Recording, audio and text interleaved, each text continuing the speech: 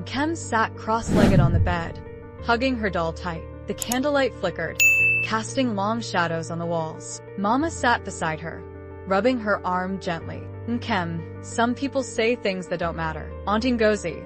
She called me a bastard, Nkem whispered. Mama stiffened. Her fingers stopped moving. That is not a word you should ever call yourself, Mama said firmly. But is it true? Nkem's voice wavered. Did eyes come from your belly? The pause was small, almost invisible, but Nkem caught it. Mama sighed, pulling her close. You came from my heart. Nkem wanted to believe her, but something inside her had already cracked. It started with a whisper. By lunchtime, it was a storm. Nkem is adopted. She's not Mama Ebel's real daughter. Maybe her real mother threw her away.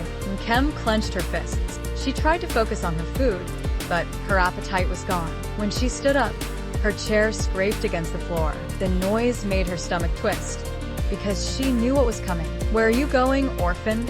Someone sneered. Laughter. Giggles. Nkem's heart pounded, but she turned around slowly, forcing herself to meet their eyes. I have a mother, she said, her voice steady. At least someone wanted me.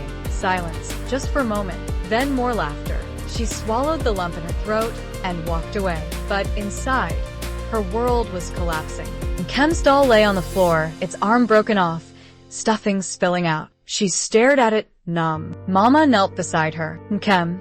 She didn't respond. Just picked up the doll and hugged it tightly. Did someone do this?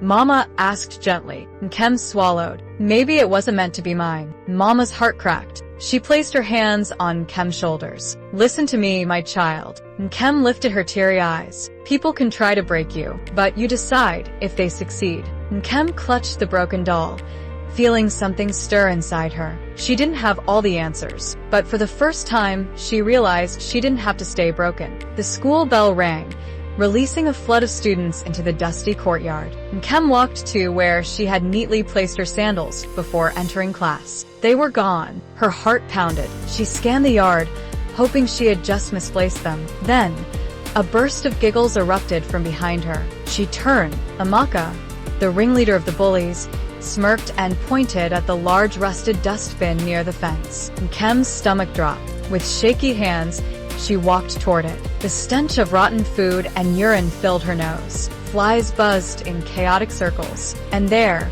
half buried in filth, were her shoes. The laughter swelled around her like a storm. Her hands trembled as she reached into the bin. Her fingers brushed something slimy. Bile rose in her throat, but she pulled out the shoes anyway. She slipped them on, without wiping them, without a word. She would not let them see her cry. The sun blazed high in the sky. Nkem wiped sweat from her forehead and reached for her water bottle. The cool liquid would be a relief after the long, exhausting day. She tilted the bottle to her lips and took a deep sip, then choked. A rancid taste filled her mouth. Her throat burned. She coughed violently, dropping the bottle as laughter erupted behind her. Amaka and her crew clutched their sides, wheezing with delight. What's wrong, orphan?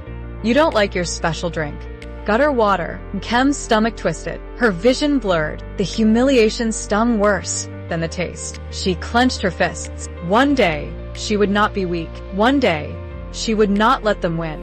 The afternoon was quiet. Too quiet. Nkem's sandals kicked up dust as she walked the lonely path home.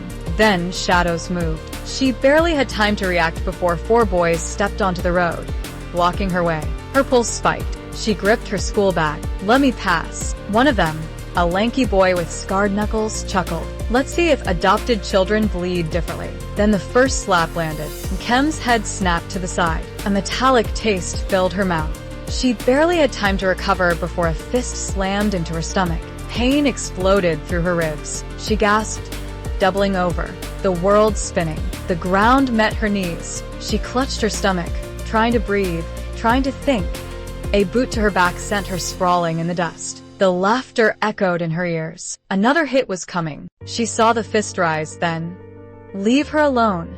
The voice was a roar, splitting the air like a crack of thunder. The boys froze. Barefoot, her wrapper barely secured, Mama stood like a storm brewing in human form. Her eyes burned with fury. Her chest heaved. Her hands balled into fists. If you touch my daughter again, she thundered, stepping forward, I will show you the kind of madness that has no cure. The boys scattered, like rats fleeing a fire. Mama dropped to her knees, her hands cupping Nkem's bruised face. Her voice softened. Nkem, who gave them permission to make you feel small? Tears finally spilled from Nkem's eyes. Mama, they say I'm not wanted. Mama wiped her tears, her hands strong, steady. Listen to me. Her voice was fierce, unshakable. You are wanted. You are loved. And your name, Nkem, means mine. She pressed a hand over Nkem's heart. You belong here. No one can take that away from you. That night, something shifted. If Mama could fight for her, then maybe, just maybe, she could fight for herself too. The next morning, when Nkem woke up, something felt different. She had spent the whole night thinking about Mama's words. Who gave them permission to make you feel small? The question burned in her mind, over and over, like a flame she couldn't put out. And the more she thought about it, the more something inside her shifted. So when she stood in front of the mirror, staring at her swollen lip and the faint bruise on her arm, she did something unexpected. She smiled. Not because it didn't hurt. It did. Not because she wasn't afraid. She was. But because for the first time she realized, they wanted me to break. And I won't. That was the day Nkem decided. If they wanted her to feel like ashes, she would become fire. At school, the whispers started again. She should have stayed home. Did you see her face? She looks like a punching bag. Nkem walked past them without flinching. She could feel their eyes boring into her, waiting for her to shrink like she always did. But instead, she squared her shoulders. She lifted her chin. And when the class bully, Ejike, smirked at her and muttered, "Bastard," just loud enough for her to hear, she stopped, turned, and looked him straight in the eye. For a long, heavy second, no one spoke. The hallway held its breath. Then she stepped closer, her voice calm but sharp enough to cut. "Say it again. I dare you." Ejike's smirk faltered. He hadn't expected that. He opened his mouth, closed it. The hallway stayed silent. Then, he scoffed and looked away, muttering under his breath. But he didn't say it again, and that was enough, because Nkem had learned something.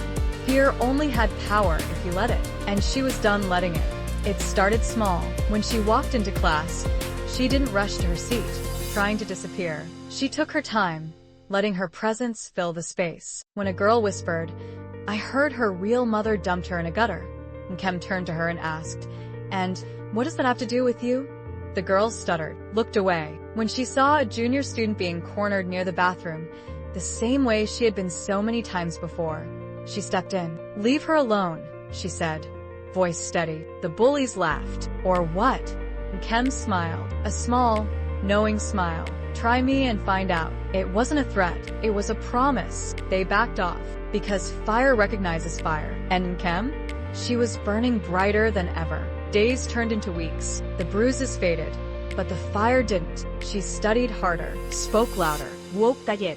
She refused to let her past define her. So, when the time came for the speech competition, the teacher asked, "Who wants to represent the class?" Nkem stood up. Gasps rippled through the room. Someone snickered. "What's she going to talk about? How does it feel to be unwanted?" Nkem smiled. "Watch me." And when she stepped onto that stage, she didn't just speak. She roared. She told the story of a girl who was whispered about, laughed at, beaten down, but never broken. A girl who had learned that strength isn't about never falling, it's about rising every single time. She ended with the words that had changed everything. Who gave them permission to make me feel small? Silence, then thunderous applause. She saw Mama in the crowd, clapping, her eyes shining with pride. And in that moment, Nkem knew she wasn't the girl who wasn't wanted. She was the girl who chose herself. And that was enough.